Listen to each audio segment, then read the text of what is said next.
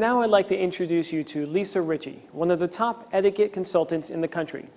Lisa will talk to us a bit about dining etiquette so that we can conduct ourselves in a professional manner when we're sitting at a meal. Lisa Ritchie. Hello, I'm Lisa Taylor Ritchie, and I am the founder and president of the American Academy of Etiquette.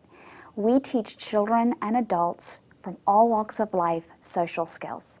Today we're going to focus on dining, which is a very important aspect as you move into your adult life and into your careers. We're going to discuss all aspects of a casual setting as well as a formal setting in dining. Today you can see that we have a formal setting here in front of us. We have the bread plate with the butter knife and the bread, a salad fork, a dinner fork, of course our dinner plate, a napkin, dinner knife, and a spoon. At the top of the table setting, we have a dessert setting, which is the fork for cake and a spoon for ice cream. You will also see here that I have a butter plate with butter, salt and pepper shaker, a bread basket, wine glass, water glass, and in different situations you will either have a coffee cup and saucer set at your table setting from the beginning. Oftentimes in more formal settings, the coffee cup will be served with dessert. For starters, I'm going to demonstrate the beginning of the meal. And at the very beginning of the meal, as you sit down, the first thing that you do is you take the napkin and you put it in your lap. The napkin is all taken away from the table, it's unfolded underneath the table, and the napkin goes in your lap. And I'm going to stand up so you can see the fold of the napkin goes toward my waist. And the reason being is you take the corner of the napkin and use it to wipe your mouth, and then it goes back underneath the table. That is great napkin etiquette.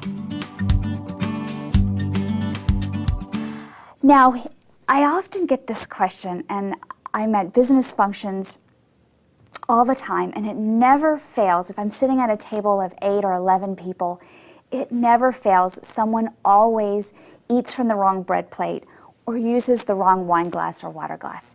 So the absolute easiest way for you to remember where your bread plate's located is BMW, and we all know about a BMW. And the way that translates, you have your bread, your meal, and your water. Again, that's BMW, bread, meal, water. I promise you'll never forget it. So the correct way to eat bread, and again, we're going to visualize that we are at a table of maybe, let's say, 5 to 6 people. So this may be passed.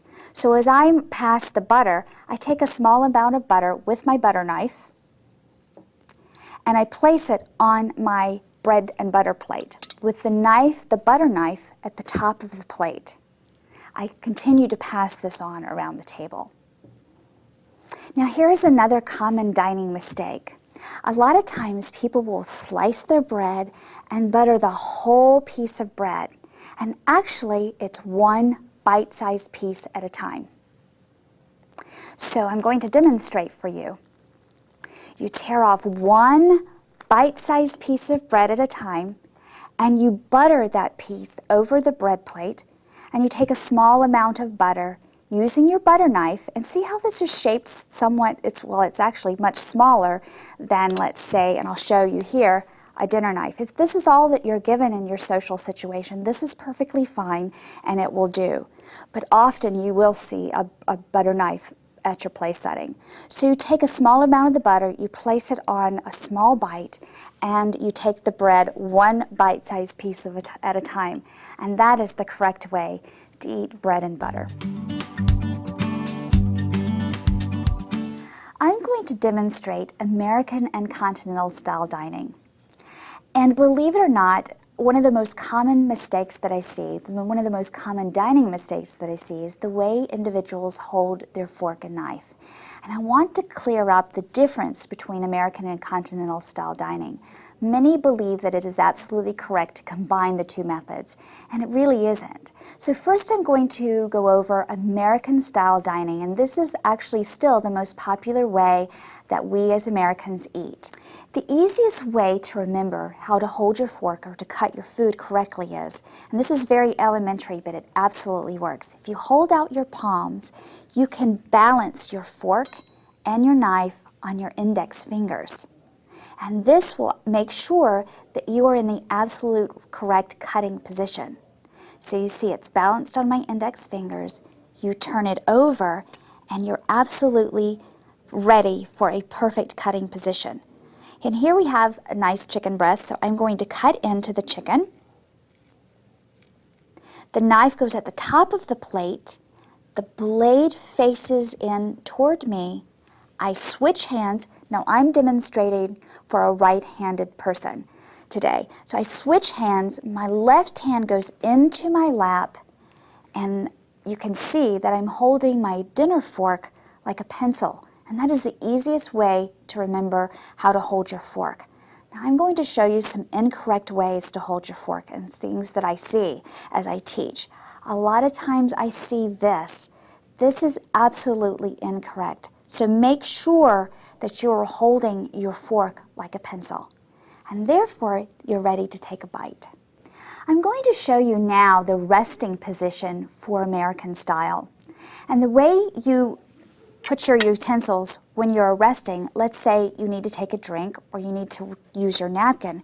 The resting position in American style dining is actually, again, the knife is at the top of the plate, the blade faces me, your left hand is in your lap. Remember, I'm demonstrating for a right-handed person.